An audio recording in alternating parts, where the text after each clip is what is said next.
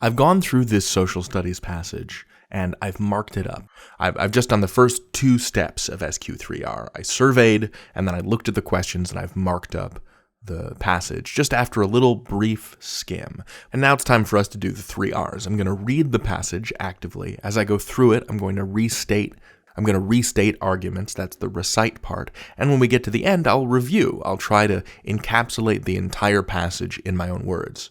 Now, as I'm actively reading this passage, I'm going to be looking for claims, that is to say arguments, key phrases, names. I've circled some of them already. But I want to look for those contrast words like but and although and yet, so that we can try to figure out what the author is arguing, what they're putting forward. Because we know from the title of the piece, the question that the author is trying to answer, or at least the question that the author is considering is, can economics be ethical? And so we have to figure out what the author means by ethical here. And let's get to it. Let's get started.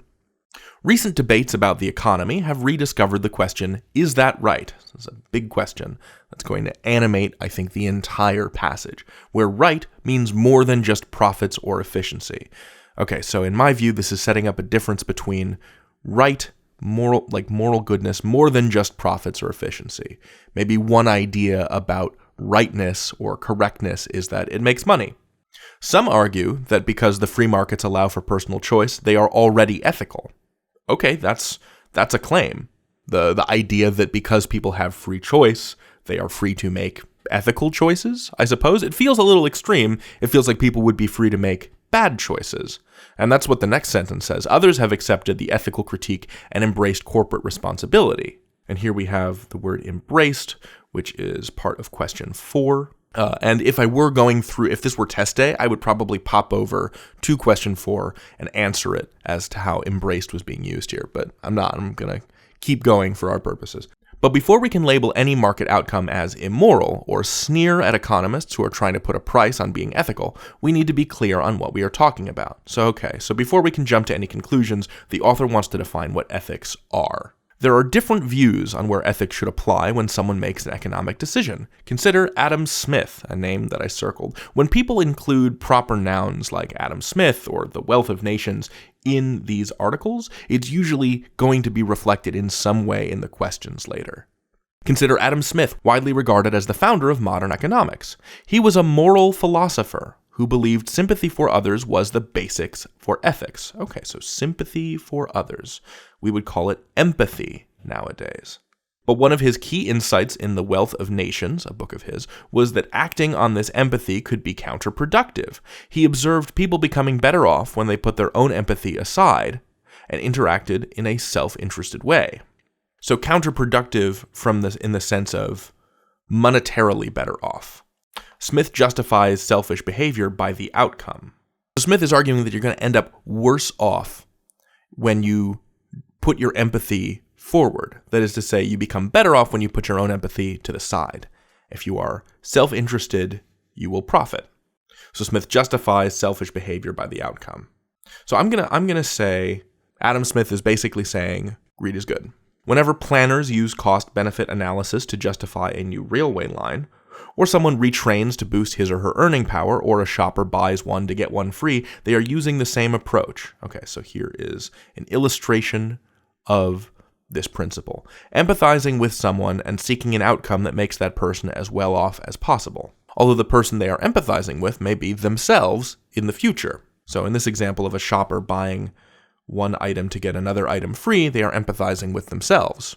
I would rather buy 2 boxes of spaghetti for the price of 1 than 2 boxes of spaghetti for the price of 2, because that's better for me, the person who pays for it. That's being empathetic with yourself per this argument.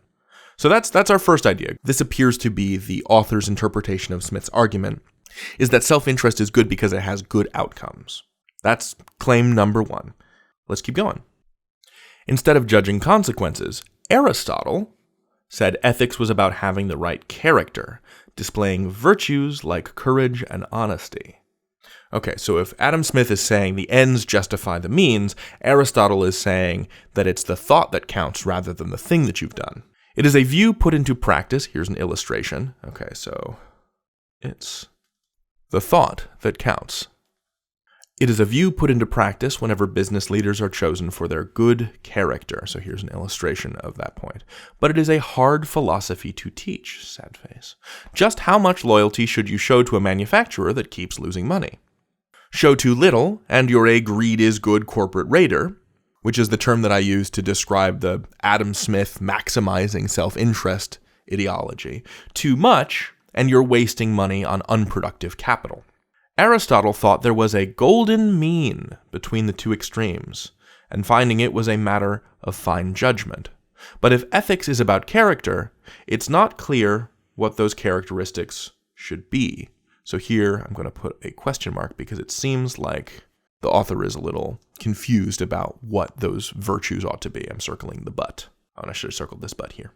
There is yet another approach, and I've circled this yet because it's another contrast. Okay, so we've got our first two claims. Greed is good. It's the thought that counts. Here's the third one. There is yet another approach. Instead of rooting ethics in character or the consequences of actions, we can focus on our actions themselves. So it's not the thought that counts, and it's not the ends justify the means, but we should also focus on the means. So not just why we want to do something or what happens once we've done something, but the way in which we do things in business. So I'm going to say, focus on the means. From this perspective, some things are right, some wrong. We should buy fair trade goods. We shouldn't tell lies in advertisements.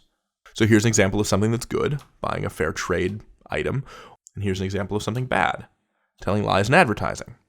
Ethics becomes a list of commandments, a catalog of do's and don'ts.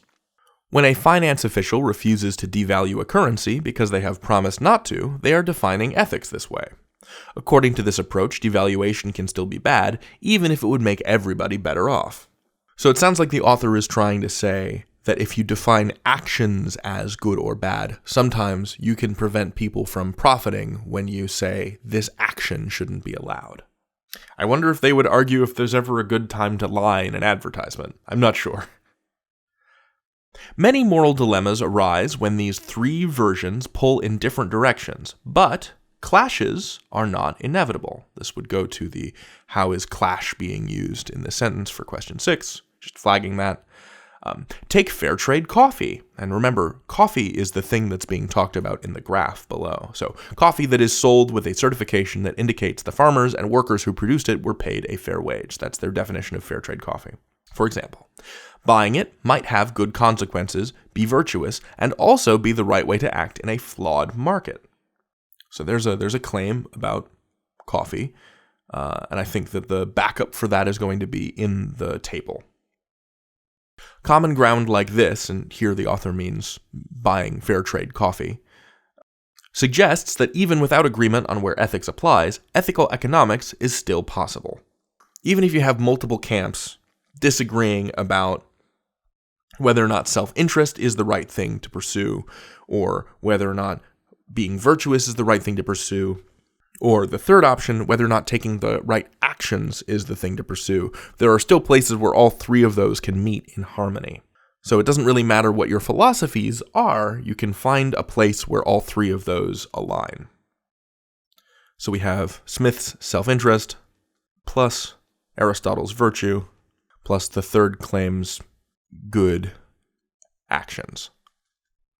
Whenever we feel queasy about perfect competitive markets, which is, I think, what this is describing, is the idea of a perfect market. The problem is often rooted in a phony conception of people.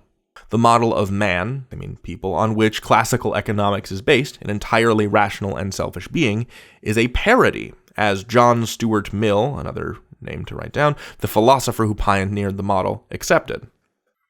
Okay, so the idea of someone who is logically rational and logically self-interested is kind of a silly idea. It's a fiction of philosophy, essentially, is what the argument is saying. And even the person that invented the economics man, even he, John Stuart Mill, realizes that this person is a thought experiment, not actually how real human beings behave.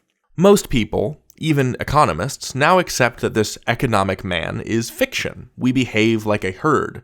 We fear losses more than we hope for gains. Rarely can our brains process all the relevant facts. So basically, this is saying human beings are not perfectly rational. Oh, there we have it. These human quirks mean we can never make purely rational decisions. Thank you. A new wave of behavioral economists, aided by neuroscientists. Okay, so we've got economists and we've got brain scientists. This new wave is trying to understand our psychology both alone and in groups so they can anticipate our decisions in the marketplace more accurately. But psychology can also help us understand why we react in disgust at economic injustice or accept a moral law as universal, which means that the relatively new science of human behavior might also define ethics for us. Ethical economics would then emerge from one of the least likely places, economists themselves.